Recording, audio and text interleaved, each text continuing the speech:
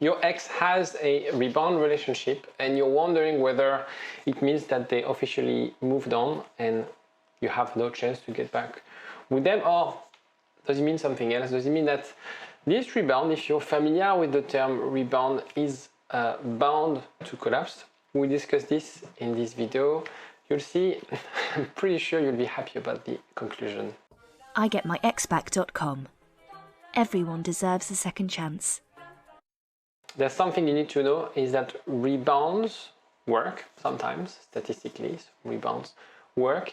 And when we look at and when you analyze when those rebounds work is when the previous relationship wasn't strong enough and there's something you made too much damage to the relationship and your ex is, okay, I'm done with you and I'm convinced that I'm done with you and there's no way I'm going to get back with you. And this happens. It's not a majority of cases, but this happens. And if you want to know whether this applies to you, I put together a quiz. The link is in the description. And it will basically assess whether your relationship was strong, i.e. you can leverage those times together, those years together, and whether you didn't do any damages that are extremely hard to adjust, to address. It takes 2 minutes to do this quiz. It's totally free. It's anonymous and the link is in the description. So have a look if you're not sure whether this rebound will fail or work or go through. Have a look. It takes 2 minutes and at least you have more clarity on where to go from there. So the reasons usually, there's a few reasons, but usually people tend to date someone to forget about the breakup or about the relationship. It's really a coping mechanism to manage your frustration, to also sort of cope with this emotional dependence. You know, you've probably spent years together and they're trying to fill that void with someone. Okay, it's very important for you to understand that a rebound relationship is not something that you create out of a desire, but more as a need. And so your ex is probably using, in a way, that person as a coping mechanism. Using that person to show it's okay. It's okay to everyone, I'm fine. I'm fine, I have this person. Yeah, of course I'm okay with that breakup. Also, they can use that person to still feel like, okay, I got it. This breakup was traumatic. Maybe we dated for so long that I didn't know exactly what would be my seduction power. And now I have this person, so I'm using that person this way. Or they could use that person to make you jealous, to make you react. He's the, or she is the complete opposite of you. It's very, very frequent. In relationships, we accumulate frustration, probably that led to this breakup. And so when they are looking for someone, they look the exact opposite. I have some examples. Maybe you were too sensitive and now that person is detached. So maybe you were anxious attachment style and now they're dating someone who's very independent, dismissive avoidant, for example. Maybe, sometimes it works. Maybe you had a lot of money and very important person and now they just want someone, low-key, doesn't have his home, is very independent or stuff like that.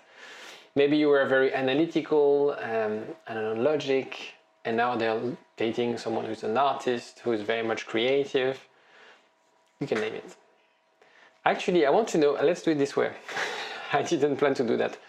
But if that's the case, your ex is dating someone and it's a rebound, I want to know, so we can use the comment section this way.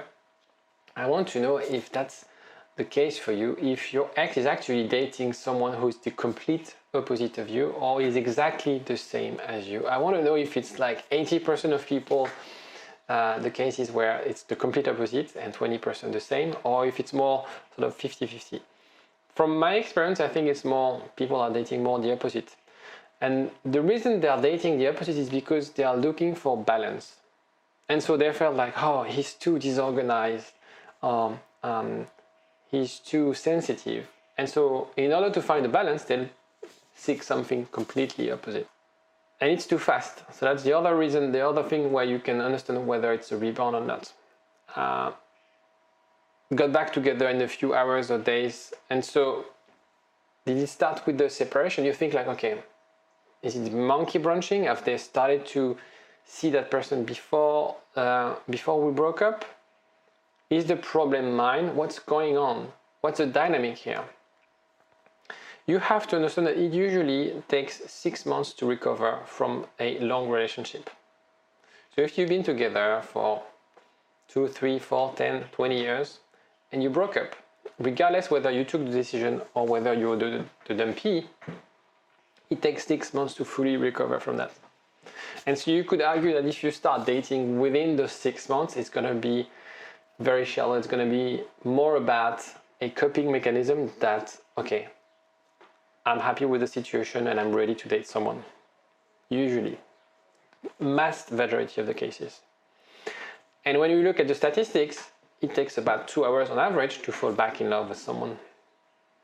So if you think about someone dating, that your ex is dating someone just after a week, a month, after you break up, it doesn't really fall statistically into those buckets, right? And if it took 2 hours, then there's a problem. It's even worse. Her relationship is jealous of you. It's classic because it goes too fast. You're so different, and so they don't understand. They talk about you. Obviously, they're jealous of what you had, because they're just building something, and it's very shallow, obviously. The other person may make mistakes, and what you have to understand, and it's very scary because now maybe you're single or you're starting dating, and you feel like, okay, she moved on or he moved on, they have this new relationship. But getting into a relationship is easy. It's staying in a relationship that's very hard. Again, if you look at the statistics.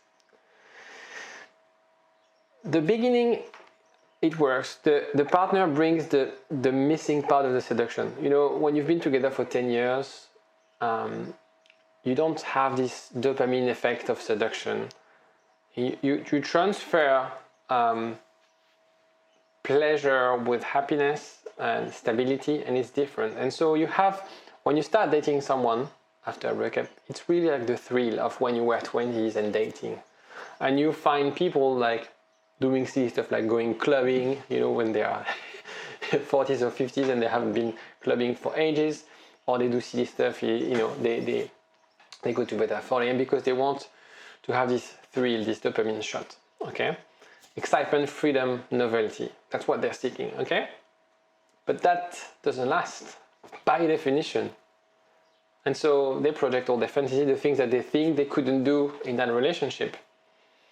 And I want you to see it as a puzzle. Now they're creating a puzzle, they have the pieces.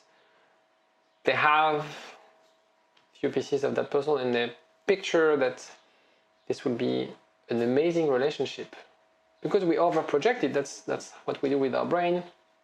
We start dating someone and we think, yeah, he's amazing, she's amazing because of all her qualities, which are, as we discussed, the mirror of your shortcomings.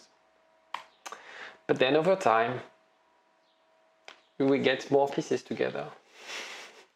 And we start to realize that we have sort of different thoughts, values, some annoying habits. As we start to commit and spend more time together, start to get some arguments, misunderstanding. I dated him because I was attracted to the fact that he was super confident. Now I find him so arrogant. I thought that he had like good manners, but now he's like, he's annoying. He's like the perfect, like, You can name it, okay? All those qualities that they were looking at. Maybe they could look at those with different angles when they put all the pieces together. And of course, what happens is that they often pretend that it works. I'm so happy, let's take a picture, weekend retreat with my new boyfriend or my new girlfriend, it's amazing, the best time of my life, and stuff like that. Because they don't want to show people that they made a mistake, right? And it happens quite a lot. So don't be too depressed if you see that your ex is overdoing on social media. Usually it's a sign that when people post more frequently than usual on social media, it's a sign that they are trying to hide something usually. And so that's frustration. At the beginning, your ex makes efforts to prove that this new relationship is the right one. And what they do is that protect this new relationship is because they don't want to have to go through another breakup.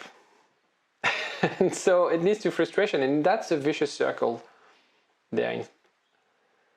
And with radio silence, no contact, your ex will start to idealize your relationship.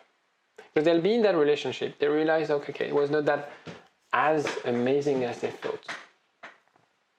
And because they have no news from you, they don't know what you're up to.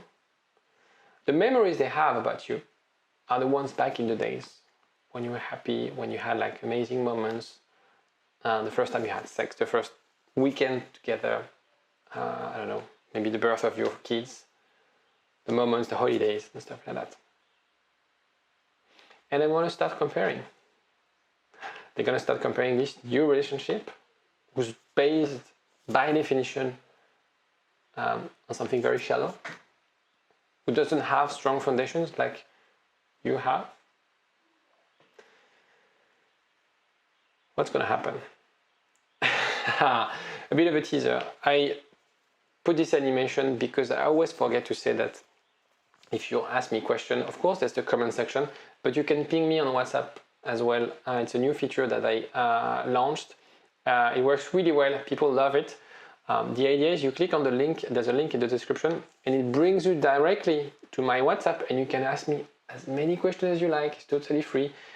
You can get to me right away. Of course, I don't reply immediately because I'm shooting videos, have client calls, and I also speak with some of my clients on WhatsApp, but I'll get back to you. And we can discuss your situation.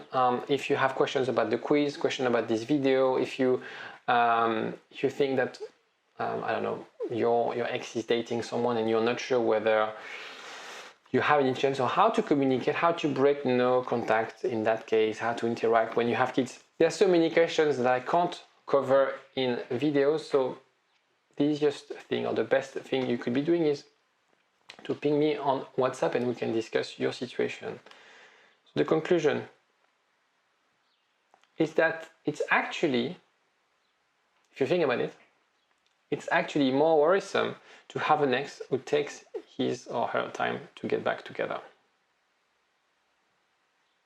Because when you're dealing with that breakup on your own, when you're reflecting and growing apart, not using something artificial, i.e. a rebound relationship, then it means that they are able to move on from the relationship in a more balanced way.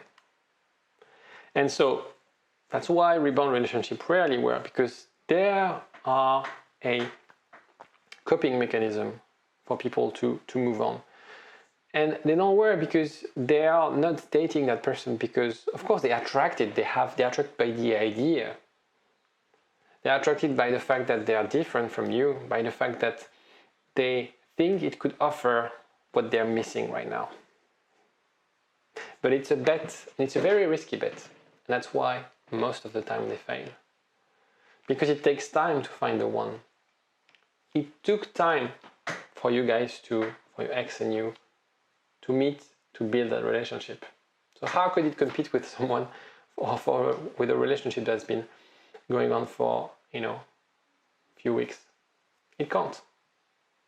So think about that. Remember this if you have any doubt that you'll get back with your ex because she or he's dating a rebound relationship. Never ever forget that they're just simply using that person, using this relationship to deal with that breakup. That's nothing to do with feelings, nothing to do with building strong relationship. Take care of yourself. Bye-bye. IGetMyExBack.com. Everyone deserves a second chance.